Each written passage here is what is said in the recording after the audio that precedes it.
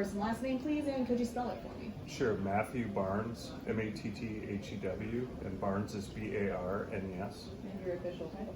the Chief of Police. Congratulations. Well, thank you very much. How does it feel? How are you feeling?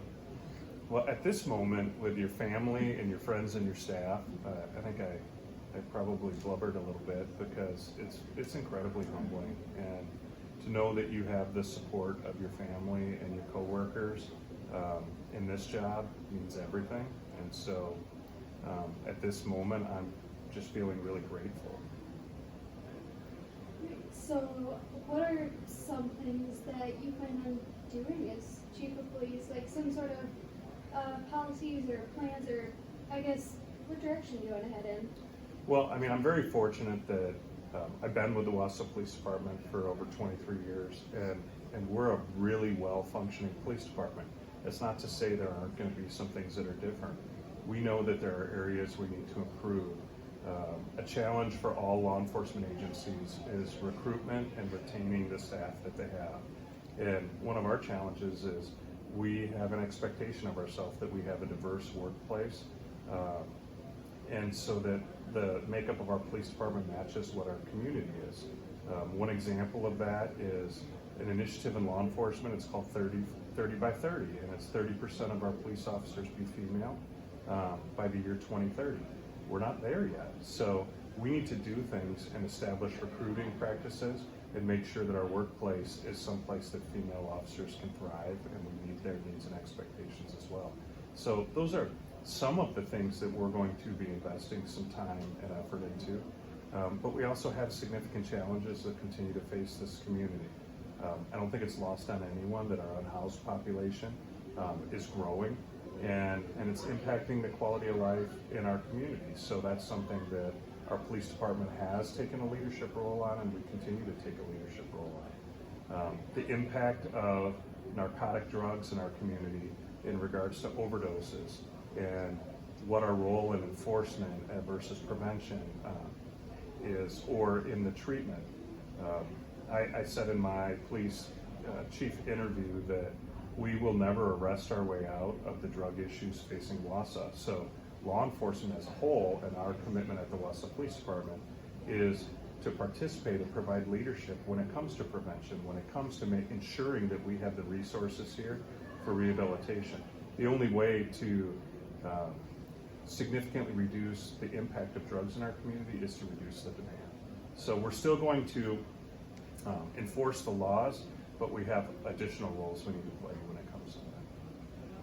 So in your speech, you're talking about your 14-year-old little buddy. You're a part of the Big Brothers Big Sisters program. Your little brother. First off, go ahead and give him a shout out. We'll get his name in there. But then also talk about why is that important for you to be a part of that, and how does that give you a different perspective when you look at the community and look at your job? So my little brother, my friend, his name is Johnny, and he's awesome. And well, I should know the answer. It's about 5 years ago. I'm trying to think of how old he is now and what grade he's in. I got partnered with him through what was called the Bigs and Blue program. It's still an active program that we have right now that partners police officers with individuals that could use some mentorship. So I got partnered with him, and we've been friends ever since. But I would say that he's very gracious in a letter he wrote for me. But I get way more out of that relationship, I think, than he gets out of it, because it's very fulfilling to watch a young man like him be so successful in the things that they're doing. And when you get to be a little part of that, that's very fulfilling. And then you mentioned Jeff Hardell as well. Little buddy, how about go big buddy ahead of Jeff? I remember when Ben Bliven was sworn in, he said Jeff Hardell's fingerprints are going to be on this police department for years to come, even though Jeff hasn't been here for 3-4 years. Would you agree with that statement as well? Well, Jeff's been gone for over 5 now. I can report that he is a happily retired individual that's doing very well. And Jeff's a friend of mine, and I owe a lot of how I got here to Jeff Hardell, because he gave me opportunities. He gave me opportunities to lead. He gave me opportunities to supervise. And like I said in my speech, part of his leadership philosophy that I take away from him is to allow people to seek their own level and rise to the occasion. It could not have been comfortable, and it isn't comfortable to be a leader, to have people performing in roles that are brand new for them, that the outcome is not known, but you trust that they have knowledge and skills and that they will learn from that experience. And so I will forever be grateful to Jeff Hardell for giving me those opportunities, and it really pushed me in the direction that landed me as the chief of police today. And what would you like the community to know as far as their new chief of police? What would you like them to know? Yeah, I mean, what I want the community to know is they're going to get my best, and what my best is going to be is continuing with our mission and partnering with them.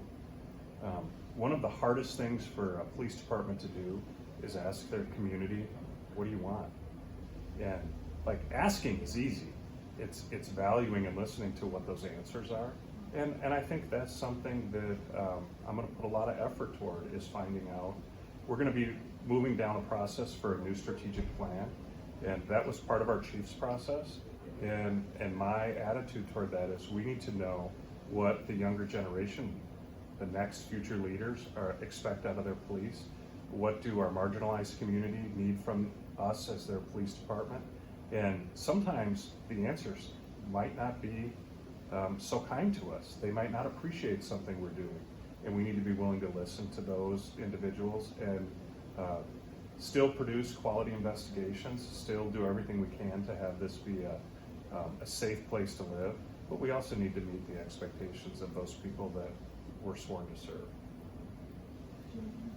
I guess last thing I have is, how does it feel to, I guess, celebrate with all your friends and family in your department today, and to see all your success? I mean, I will tell you that it's never made me nervous to speak in front of a bunch of people, but it's never been about me. So I was a little nervous coming in here today, and that was very unusual, at least for me. And I'm looking forward to my family. I got surprised with some family driving quite a distance to be here and support me today. So I'm going to give myself a brief window here tonight to enjoy it and enjoy them. You and Ben Blevin get together on the weekends. Who bands the grill?